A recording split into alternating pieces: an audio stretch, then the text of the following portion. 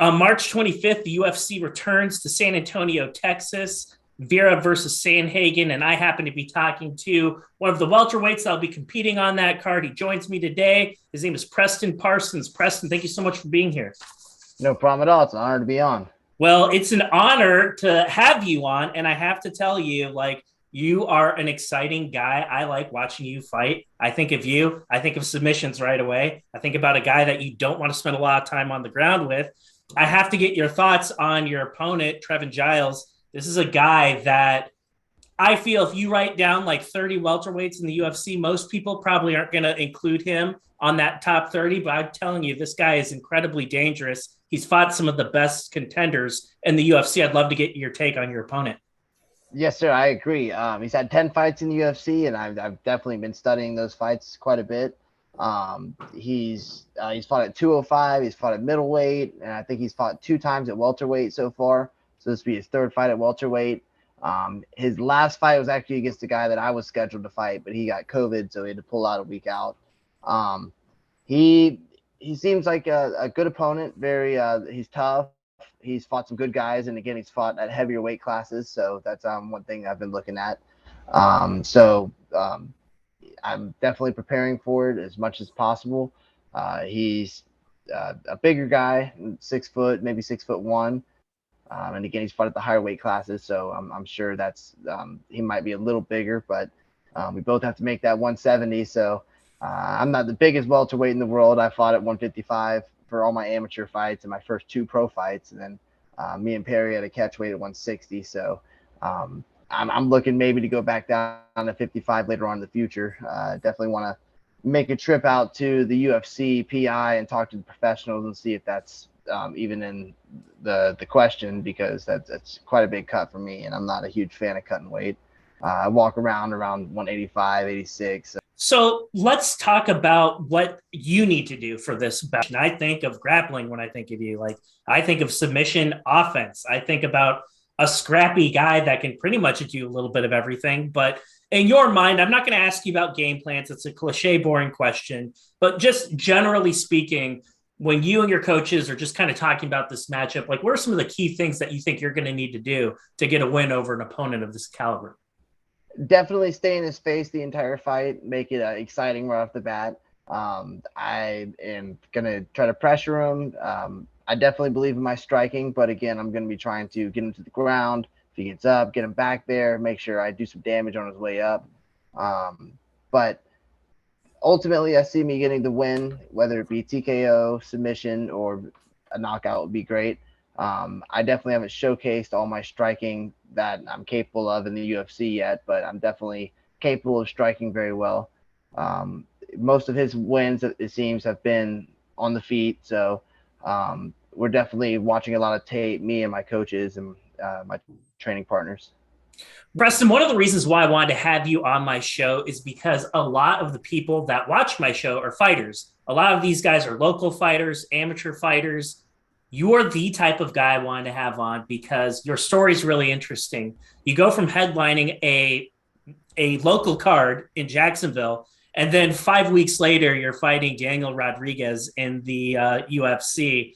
And I feel like there's a story there. There's so many other people that are going to they need to cut their teeth. They need to fight an array of tough opponents in order to get an opportunity like that. And I kind of wanted to go back to that moment of time very briefly for you. Headlining a local card, you're stacking up wins, your record's looking really good on paper. Like, at that point in time, were you anticipating that you would get an opportunity like how you did? Yes, it's been a long time coming. I've been at it for about 10, 11 years now. The UFC's always been my dream to get there, and it's still kind of surreal that I'm here. But it was a big jump, and it was a short notice, and I did a little bit of damage in my hand on that June 5th fight, and then I fought D-Rod on July 17th, and then after getting further exams done on it after that fight, in which I damaged a little bit more, I needed to get surgery on my right hand. So I wasn't training too much leading up to that fight, just because, again, I had just fought and I was giving my hand some time to heal. But when you get the UFC call, you don't say no. That was my way in, and I definitely was confident going into the fight that I could get the job done. Even though D-Rod's experienced and he's very good, he's a bigger guy, similar to Giles. But I feel like if I were to run that fight back, I think that I could still. I believe I have what it takes to win that fight if he makes 70 again. I know he had a hard time making 70 his last, maybe not the last fight, but the fight before that. I think he fought Neil Magny for his last fight, which was a loss. But I think that would be a good fight for me to go back. Maybe one day in the future, me and D-Rod run it back again. What is some of the advice that you would have to a fighter in a similar situation that you were in like 24 months ago? Like you're a stalwart on, the local MMA scene, you're putting together wins, you're on the precipice of getting a call, and then you get it. Like that's probably incredibly stressful, not really a camp going on. Maybe you're 5-6 weeks removed from a previous bout like you just had.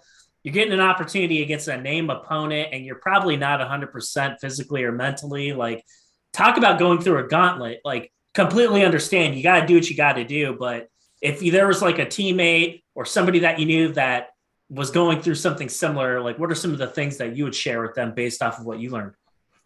I say this to all my guys: stay ready, stay in shape, be ready for that call anytime. Because again, I wasn't expecting it to come that soon. So make sure, again, that's another reason I fight at 70, because I know guaranteed I can make 170 on a 5 days notice. I walk around 185, like I said earlier. So a 15-pound cut, if I do the water loading and I do discipline and I eat properly, I can make that weight anytime. But just stay ready, stay prepared, especially if you know that you're on a winning spree. If you're a professional, you should be doing that anyways. So just stay ready, stay in the gym, keep training, constantly trying to better yourself, better your skills. And if you get an opportunity like that, I think that we should all, as fighters, jump on that opportunity. Absolutely. Well, sir, I had one final thing. It's not even so much a question, more of an opportunity for you. I know that you have a lot of people in your corner, and a lot of companies and such that make Team Parsons what it is. So if there's anyone that you need to talk about or thank for helping you out in this camp, I'd like to give you that opportunity before I let you go. Well, of course, my team, Elevate MMA, me and my partner, Cord Poe, I owe a lot to him. We started our gym in 2020, Elevate MMA here in Jacksonville, right in the middle of COVID. So we had a lot of hurdles to overcome with that. So definitely want to give a shout out to my team, Elevate MMA. I got my coaches there. I work a lot with the coaches at Gracie Baja Jacksonville, Corey Taylor, Professor Roberto, all my friends and family that support me. And again, my sponsors, Mitra 9, Grappler Mag, there's quite a few. Beaches Go Green, another local company that's supported me for a long time now. But just, yeah, that's about it. Just my team and my sponsors and my friends and my teammates. Well, Preston, I wish you the best of luck on your fight.